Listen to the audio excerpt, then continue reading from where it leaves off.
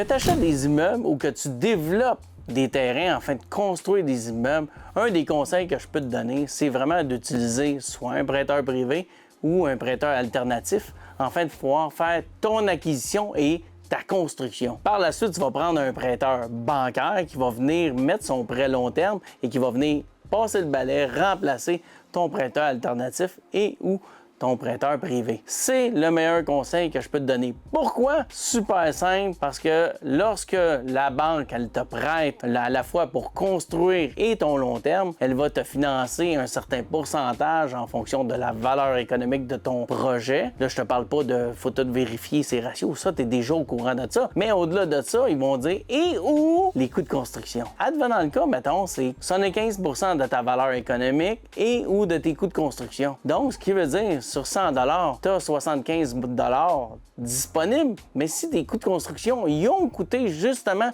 85 $, tu vas avoir le droit à 75 % de ton 85 $.